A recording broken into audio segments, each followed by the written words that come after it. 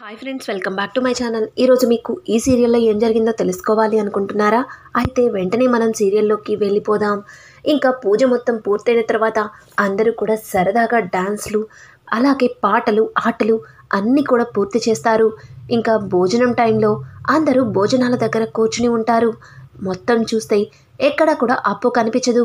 ఇక కనకమైతే కావ్య దగ్గరికి వచ్చి, అమ్మ కావ్య, అప్పు ఇది కనిపించటం లేదు అని అడగడంతో, ఆ అమ్మా, అప్పు బయట కూర్చుందమ్మా, నేను వెళ్ళి పిలుస్తానాగు అని చెప్పి కావ్య వెళ్ళబోతూ ఉంటే కావ్యని ఆపి, వద్దమ్మా, ఇక్కడ ఇంతమంది ఉన్నారు, ఇంత పని ఉంది, నువ్వు వెళ్తే బాగుండదు, నేను వెళ్ళి అప్పుని తీసుకొస్తాను అని చెప్పి ఇంకా కనకమైతే బయటికి వెళ్తుంది. కావ్య అయితే అందరికీ కూడా భోజనాలను అయితే వడ్డిస్తూ ఉంటుంది. ఇంకా కనకం బయటికి వెళ్ళేసరికి అప్పు ఒక దగ్గర కూర్చుని చాలా బాధపడుతూ ఉంటుంది. అప్పుని చూసిన కనకం, అప్పు ఇంత సంతోషంగా ఉంటే ఏంటి ఒక్కదానివే ఒంటరిగా కూర్చుని ఇలా బాధపడుతున్నావు, ఏమైంది చెప్పు, ఎప్పుడు నిన్నిలా చూడలేదు అని అడగడంతో, అదేమీ లేదులే అమ్మా, నాకెందుకో చాలా ఇబ్బందిగా అనిపిస్తుంది, మనం ఇంటికి వెళ్ళిపోదామమ్మా అని చెప్పడంతో, చూడు అప్పు, ఇది మీ అత్తగారిల్లు, ఇక్కడ మనం వాళ్ళు వెళ్ళమన్నప్పుడే వెళ్ళాలి, ఇలా వెళ్ళిపోతే మళ్ళీ మన అక్కలకి అవమానం. ఎందుకు ఇలా ఉన్నావు, ఏదో జరిగినట్టుంది, ఎవరన్నా ఏమైనా అన్నారా, ఆ రుద్రాణి గారు ఏమైనా అన్నారా అని అడుగుతూ ఉంటే, లేదమ్మా, నన్నెవరేమంటారు, ఎవరూ ఏమీ అనలేదు, నాకి మనసు ఏదోలా అనిపిస్తుంది, వెళ్ళిపోదామమ్మా, నాకు అస్సలు నచ్చటం లేదు, లేదంటే నేను వెళ్ళిపోతాను, నాన్న నువ్వు రండి అని చెబుతూ ఉంటే, ఏ అప్పు, భోజనం చేయకుండా ఎక్కడికి వెళ్తావు, అసలు ఏం జరిగింది అని చెప్పి కావ్య బయటికి వచ్చి అప్పుని అడుగుతుంది. ఇక అప్పు అయితే ఎమోషనల్గా కావ్యనైతే హక్ చేసుకుంటుంది.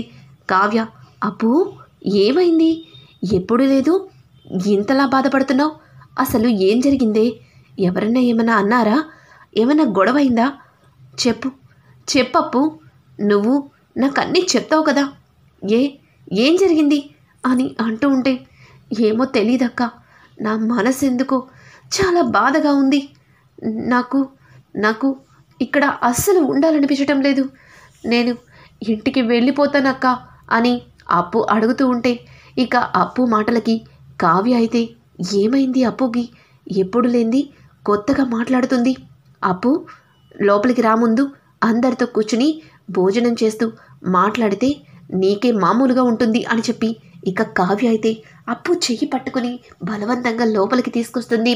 ఇంకా అక్కడే కళ్యాణ్ పక్కన ప్లేస్ ఉండడంతో కళ్యాణ్ పక్కన కూర్చోబెడుతుంది. అలా కళ్యాణ్ పక్కన అప్పు కూర్చోవడంతో అప్పుకైతే మరింత ఇరిటేషన్ వస్తుంది. ఇంకా కళ్యాణ్ పక్కన ఉన్న అనామిక అయితే, కళ్యాణ్ గారు, ఇది తినండి, అది తినండి, ఇలా ఉండండి, అలా ఉండండి అని చెప్పి అనామిక మాట్లాడుతున్న ఒక్కొక్క మాటకి అప్పుకి మరింత కోపం వస్తుంది. ఇక అప్పు అయితే వెంటనే లేచి, అక్క, నాకు ఆకలిగా లేదు, నేను ఇంటికి వెళ్తున్నాను, అమ్మా నువ్వు నాన్నతో రాయే అని అనుకుని అక్కడి నుంచి అప్పు ఏమీ మాట్లాడకుండా వెళ్ళిపోతుంది. అప్పు అలా వెళ్ళిపోవడంతో కళ్యాణ్ కొంచెం ఫీల్ అవుతాడు. ఏమైంది అప్పుకి, అసలు ఉదయం నుంచి ఏదోలా ఉంది, నాతో కూడా సరిగా మాట్లాడటం లేదు, బ్రో ఖచ్చితంగా ఎవరితోనో గొడవ పడ్డట్టుంది, నేను మాట్లాడతాను అని చెప్పి ఇక కళ్యాణ్ అయితే భోజనం చేసి ఇంకా అప్పు వెనకమాలే వెళ్ళిపోతాడు.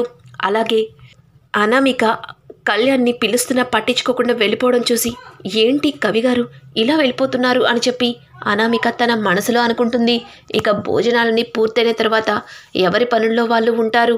కావ్య మాత్రం తను రాసిన చిట్టిని చదవాలన్న ఆతృతంగా అందరూ కూడా వెళ్ళిపోయే వరకు చూస్తూ ఉంటుంది.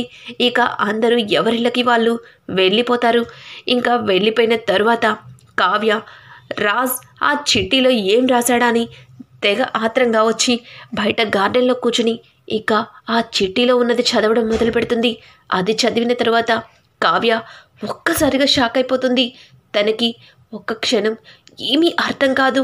ఇన్ని రోజులు ఆయన నా మీద చూపించిన ప్రేమ అంతా అబద్ధమా అని చెప్పి కావ్య అయితే చాలా కుమిలిపోతుంది. కావ్యకి దాని గురించి రాజ్ని అడగాలని కూడా అనిపించదు. ఇక కావ్య అయితే తను ఆ బాధని తట్టుకోలేదు.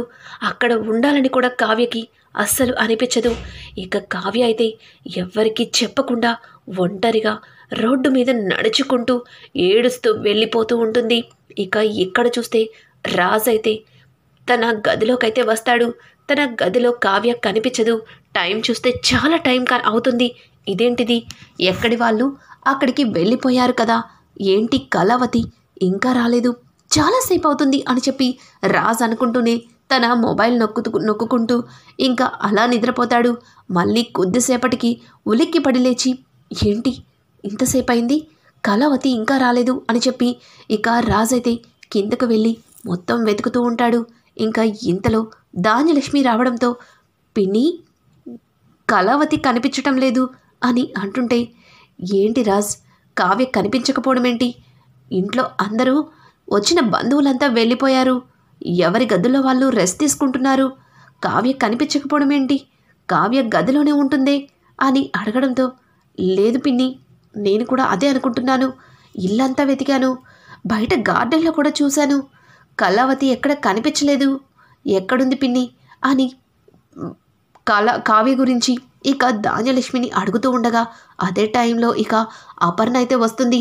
అపర్ణ వాళ్ళిద్దరు మాటలు విని, ఏంటి కావ్య కనిపించటం లేదా అని అడగడంతో, అవును మమ్మీ కళావతి కనిపించటం లేదు, ఇల్లంతా వెతికాను, గదిలో కూడా చూశాను, ఎక్కడా కూడా లేదు మమ్మీ అని అనడంతో, కిచెన్లో ఉంటుంది కదా ఎక్కడా లేకపోతే, మమ్మీ ఇల్లంతా వెతికాను అంటే కిచెన్ కూడా చూశాననే కదా అని అనడంతో, ఎప్పుడు కూడా గార్డెన్లో ఆ కృష్ణుడి విగ్రహం దగ్గర కూర్చుంటుందిరా, అక్కడుందేమో అని అనడంతో, లేదు మమ్మీ అక్కడ కూడా చూశాను, ఎక్కడా కూడా కళావతి కనిపించడం లేదు అని చెప్పడంతో, ఇంతలో మిగతా కుటుంబం మొత్తం కూడా ఇంట్లో హడావుడికి ఇంకా హాల్లోకైతే వస్తారు. సుభాష్ అయితే, ఏమైంది అపర్ణ, ఏం జరిగింది, ఏంటి ఏదో కంగారుగా ఉన్నారు అని అంటుంటే, ఏవండి కావ్య కనిపించటం లేదండి, ఇల్లంతా వెతికాము, బయట గార్డెన్ కూడా చూసాము, ఎక్కడ కూడా కావ్య కనిపించటం లేదు అని చెప్పడంతో, ఏం మాట్లాడుతున్నారు నాన్న రాజ్, కావ్య కనిపించకపోవడం ఏంట్రా అని అడగడంతో, అవును నానమ్మ కావ్య కనిపించటం లేదు, మొత్తం వెతికాను అని ఇక వీళ్ళు మాట్లాడుకుంటూ ఉండగానే ఇక్కడ అప్పు కోసం వెళ్ళిన కళ్యాణ్ అయితే అప్పు అస్సలు మాట్లాడకుండా అప్పు కళ్యాణ్ మొహం మీదే డోర్ వేసి ఇంట్లో నుంచి వెళ్ళిపోమని చాలా గట్టిగా చెప్తుంది. కళ్యాణ్కి అప్పు అలా ప్రవర్తించడం ఏమీ అర్థం కాక ఇక అప్పు బయటకైతే వచ్చేస్తాడు.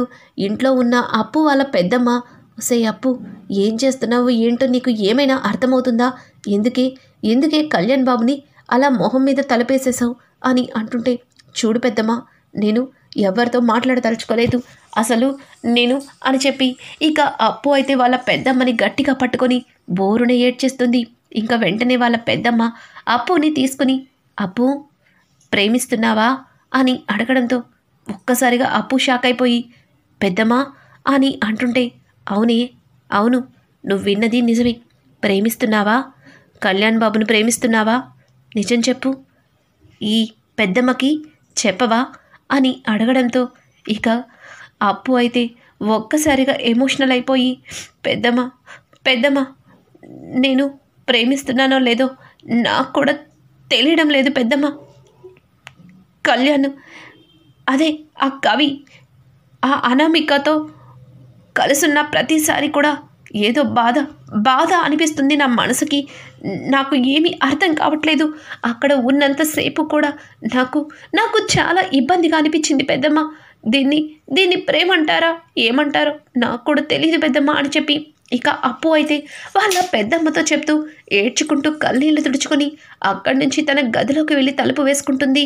ఇంకా వెంటనే వాళ్ళ పెద్దమ్మకైతే విషయం అర్థమవుతుంది. పిచ్చి పిల్ల కళ్యాణ్ బాబుని ప్రేమిస్తుంది, ఆ కళ్యాణ్ బాబు ఎవరితో ఉన్నా సరే తట్టుకోలేకపోతుంది, కానీ ఇప్పటికే జరిగిన గొడవలు చాలు, ఇంకా మళ్ళీ నువ్వు ఇటువంటి పని చేస్తే అక్కడ మీ అక్కలిద్దరూ కూడా మంచిగా ఉండరు అప్పు, ఇది నీ మనసులోనే ఈ నిజాన్ని చంపేసుకో అని చెప్పి ఇక తలుపు బయట నుంచి వాళ్ళ పెద్దమ్మ చెప్పడంతో అప్పు కూడా, లేదు నేనెవరిని ప్రేమించటం లేదు, నాకు ఎవరు అక్కర్లేదు, నేనెవరితోటి మాట్లాడటం లేదు, వద్దు నాకేమి చెప్పద్దు అని చెప్పి ఇక అప్పు అయితే వెళ్ళి డోర్ చాలా గట్టిగా వేసుకొని తన గదిలో ఉంటుంది. ఇంతలో కనకం అలాగే కృష్ణమూర్తి చాలా సంతోషంగా ఇంటికైతే వస్తారు. కృష్ణమూర్తి అలాగే కనకం ఇద్దరు సంతోషంగా రావడం చూసినా ఎమ్మటే వాళ్ళ పెద్దమ్మ కళ్ళీళ్ళు తుడుచుకుంటుంది. కనకమైతే అక్క ఏదిది అక్కడ భోజనం చేయకుండా వచ్చేసింది, ఎంత తినమని చెప్పినా వినకుండా వచ్చేసింది, ఎక్కడుంది అని అడగడంతో ఇక అప్పు వాళ్ళ పెద్దమ్మ అయితే అది లోపల గదిలో ఉంది, నిద్ర వస్తున్నట్టుంది, నిద్రపోతుంది, నువ్వేమీ దాని గురించి ఆలోచించకలే, అది లేచాక నేనే దానికి ఏదో ఒకటి పెడతాలే, మీరు అక్కడ పూజ అది చాలా అలసిపోయినట్టున్నారు, వెళ్ళి రెస్ట్ తీసుకోండి అని అనడంతో అక్క నాకు ఈరోజు చాలా సంతోషంగా ఉందక్క, అక్కడ అల్లుడు గారు మన కావ్య వాళ్ళ ఇద్దరి అన్యోన్యతని చూస్తే నా రెండు కళ్ళు సరిపోవటం లేదు, నాకు ఈరోజు చాలా సంతోషంగా ఉంది అక్క. ఇంకొక మాట, ఇదిగో మన ఇంటి పత్రాలు అల్లుడు గారి చేతుల మీదగానే మన కావ్య మన ఇంటి పత్రాలని ఇచ్చింది, చూడక్క చూడు అని చెప్పి ఇక ఇంటి పత్రాలనైతే ఆ కనకం వాళ్ళ అక్కకైతే చూపిస్తుంది. ఇంకా తను కూడా సంతోషించి కనక నాకు అంత తెలుసులేవే, వెళ్ళి పడుకో, హాయిగా రెస్ట్ తీసుకో అని చెప్పి ఇంకా పార్వతి అయితే వాళ్ళిద్దరిని రెస్ట్ తీసుకోమంటుంది. ఇక్కడ అప్పు చేసిన పనికి కళ్యాణ్ అయితే చాలా బాధపడతాడు.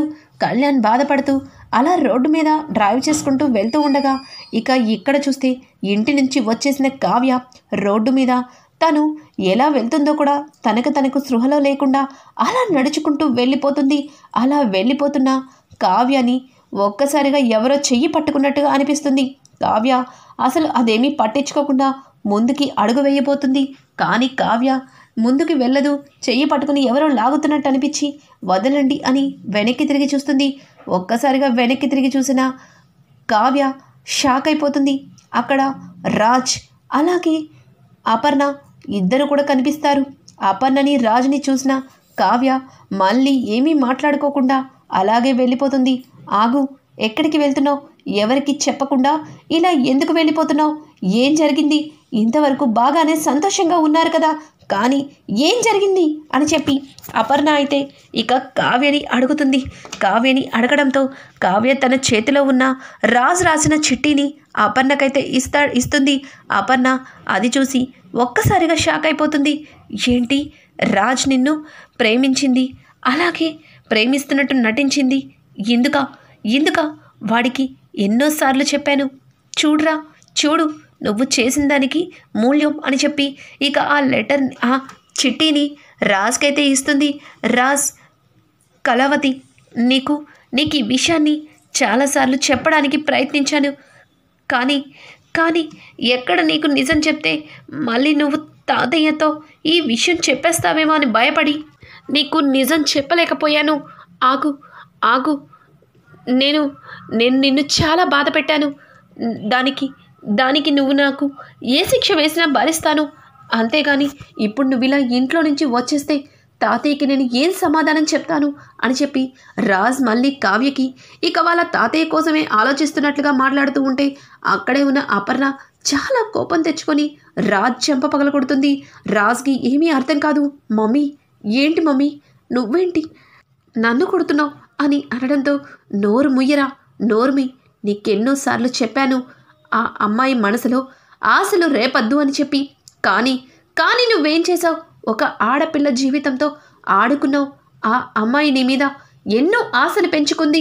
ఒకేసారి ఆ ఆశలన్నీ అడి ఆశలే అని తెలిస్తే ఏ ఆడపిల్ల కూడా తట్టుకోలేదు. ఇక్కడ కూడా అదే జరిగింది అని చెప్పి ఇక అపర్ణ అయితే రాజ్కి వార్నింగ్ ఇచ్చి కావ్య అని వెనక్కి తిరిగి చూసేసరికి ఒక్కసారిగా అట్నుంచి వస్తున్న లారీ కావ్యని గుద్దేస్తుంది.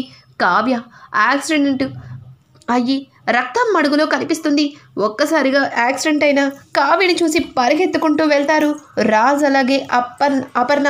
ఇద్దరు అలా వెళ్ళేసరికి అట్నుంచి వస్తున్న కళ్యాణ్ కూడా ఒక్కసారిగా కారాపి ఏమైందా అన్నట్టుగా చూడటంతో అక్కడ వాళ్ళ పెద్దమ్మ అలాగే రాజ్ ఇక కావ్య కనిపించడంతో వదినా అని చెప్పి కళ్యాణ్ కూడా పరిగెత్తుకుంటూ వెళ్తాడు. ఇంకా కావ్యని ఇమీడియట్లీ హాస్పిటల్కి అయితే తీసుకెళ్తారు. హాస్పిటల్కి తీసుకెళ్ళిన కావ్య పరిస్థితిని చూసి డాక్టర్ 24 గంటలు గడవందే ఏమీ చెప్పలేమని చెప్తారు. ఇక రాజ్ అయితే కావ్యని ఆ పరిస్థితుల్లో చూసి గుండె పగిలేలా ఏడుస్తాడు. రాజ్ అలా ఏడవడం చూసిన అపర్ణ, ఇప్పుడు ఏడిస్తే ఏం లాభం, ముందు నుంచి చెప్తానే ఉన్నాను ఇటువంటి అనర్థం ఏదో ఒకటి జరిగిద్దని, కానీ నువ్వు నా మాట పట్టించుకోలేదు. ఇప్పుడు ఇంట్లో వాళ్ళకి ఏం సమాధానం చెప్తావు, వాళ్ళ అమ్మ వాళ్ళకి ఏం సమాధానం చెప్తావు, చెప్పరా చెప్పు. నీకోసం తన ప్రాణాలు పోగొట్టుకునే పరిస్థితికి వచ్చింది ఆ కావ్య. తను నీ మీద ఎన్నో ఆశలు పెంచుకుంది. అట్లాంటి అమ్మాయిని ఇలాంటి పరిస్థితికి తీసుకొచ్చావు. రాజ్ కొడుకువైనా నువ్వు చేసింది ఏమాత్రం కూడా నాకు నచ్చలేదు. ఎలా అయినా సరే కావ్య బ్రతకాలి, మళ్ళీ ఎప్పట్లాగా నా ఇంటి కోడలిగా నా ఇంట్లో తిరగాలి. ఏం చేస్తావు రాజ్ చెప్పు అని చెప్పి కావ్య మీద ప్రేమని చూపిస్తుంది అపర్ణ. అయితే అపర్ణ మాటలకి రాజ్కి కొంచెం ఆశ్చర్యం ఇస్తుంది. మమ్మీ నువ్వేనా ఇలా మాట్లాడుతుంది అని అంటుంటే, అవును నేనే మాట్లాడుతున్నాను. తనని నువ్వు పెళ్లి చేసుకోవడం నాకు ఇష్టం లేదు. ఆ ఇష్టం లేకుండా తనని నా మాటలతో నేను చేసే చేష్టలతో ఎంతో బాధ పెట్టాను. కానీ ఒక అత్తగారిగా నన్ను గౌరవించి నా మాటకి కానీ నిన్ను చేసే పనికి కానీ దేనికి కూడా ఆ అమ్మాయి ఎదురు చెప్పలేదు. నాకు ఇవ్వవలసిన గౌరవాన్ని నాకు ఇచ్చింది. ఒక కోడలిగా కాదు, ఒక కూతురిగా నాకు ఎన్నో సేవలు చేసింది. అట్లాంటి అమ్మాయి ఈ పరిస్థితుల్లో ఉంటే చూస్తూ ఎలా ఉంటాననుకుంటున్నావు? బతికించు, నా కోడల్ని బ్రతికించు. ఈరోజు నీ వల్ల నా కోడలు ఈ స్థితికి వచ్చింది. నా కోడలు కనుక తిరిగి మళ్ళీ నా ప్రాణాలతో నా ఇంట్లో తిరగకపోతే నిన్ను ఎప్పటికీ కూడా క్షమించను రాజ్ అని చెప్పి అపర్ణ అయితే రాజ్కి గట్టిగా వార్నింగ్ ఇస్తుంది. ఇంకా కావ్య దగ్గరికి వెళ్ళి, ఏంటి నీ భర్త మారలేదు, నీ భర్త ఎప్పట్లాగే ఉన్నాడు అని చెప్పి ఇంత బాధపడతావా? ఇదేనా నీలో ఉన్న ధైర్యం? నువ్వు చాలా ధైర్యవంతురాలివి, అలాగే సెల్ఫ్ రెస్పెక్ట్ ఉన్నదానివి, అలాగే సహనం ఉన్నదానివి అనుకున్నాను. కానీ ఇంత పిరికిదానివని అస్సలు అనుకోలేదు. నీ భర్తని మార్చుకోలేనని చెప్పి బాగా పూర్తిగా డిసైడ్ అయిపోయావన్నమాట, భయపడ్డావన్నమాట. భార్యగా నీ భర్త దగ్గర, కోడలిగా నా దగ్గర ఓడిపోతానని భయపడా ఇలాంటి నిర్ణయం తీసుకున్నావు. లెగు, బ్రతుకు, లేచి పోరాడు అని చెప్పి అపర్ణ అయితే కావ్యని ఇక లేవమని గట్టిగా మాట్లాడుతుంది. ఇక ఆ మాటలకి కావ్య ఒక్కసారిగా చెయ్యి కదుపుతుంది. అలా చెయ్యి కదపడంతో అందరూ కూడా చాలా సంతోషిస్తారు. వెంటనే డాక్టర్ అని రాజ్ గట్టిగా పిలుస్తాడు. ఇక డాక్టర్ రావడంతో కావ్యని చెక్ చేస్తారు.